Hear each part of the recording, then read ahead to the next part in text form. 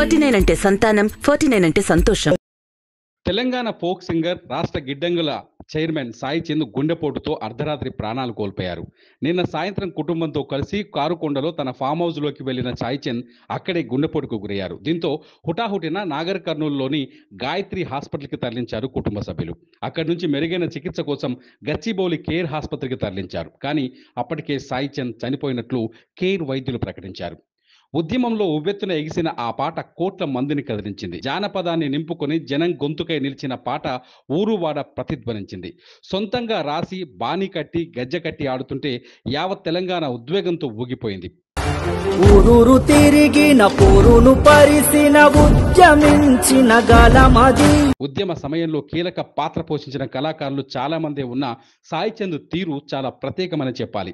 అందుకే ఆయన మరణ వార్త తెలంగాణ సమాజాన్ని కలిచివేస్తోంది. గులాబీ పార్టీతో సాయి చంద్కు ప్రత్యేక అనుబంధం ఉంది. అందుకే ఆయన మరణ వార్త తెలియగానే పార్టీ ముఖ్య నేతలంతా దిగ్భ్రాంతికి లోనయ్యారు. ఆసుపత్రికి వచ్చి నివాళులు అర్పించారు.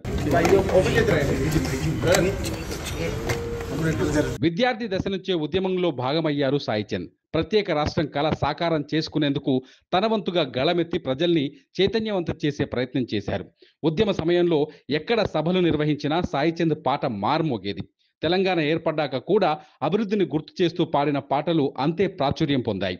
అగ్నిగుండమై మండిన నేల ఆకుపచ్చగా మారిందని అనుకున్నామా అంటూ ప్రభుత్వ సంక్షేమ కార్యక్రమాలను వివరిస్తూ ఆయన ఆలపించిన పాటలు ప్రత్యేకంగా నిలిచాయి.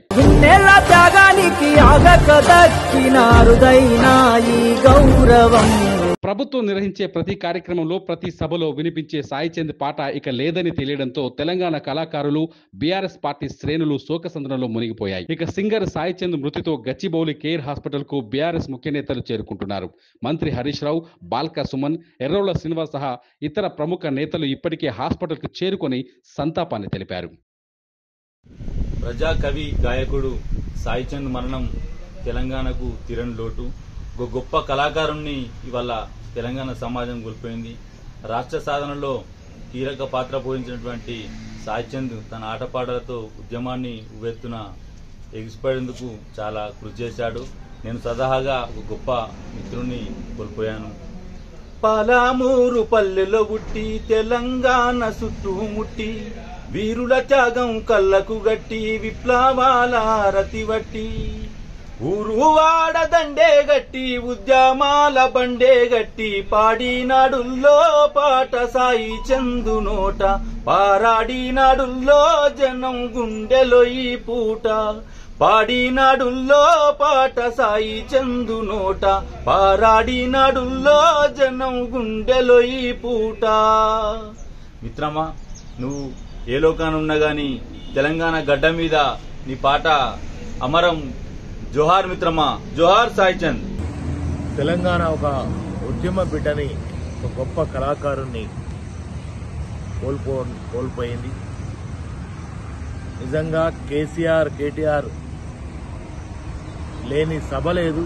సాయి చంద్ ఇవాళ ఈ లోకాన్ని విడిచి ఆకస్మిక మరణం, అకాల మరణం చెందడం చాలా దురదృష్టకరం, చాలా బాధాకరం. ఒక మిత్రుణ్ణి, ఒక సహచరుణ్ణి, ఒక ఉద్యమకారుణ్ణి కోల్పోయిన అసలు నమ్మలేకపోతున్నాం.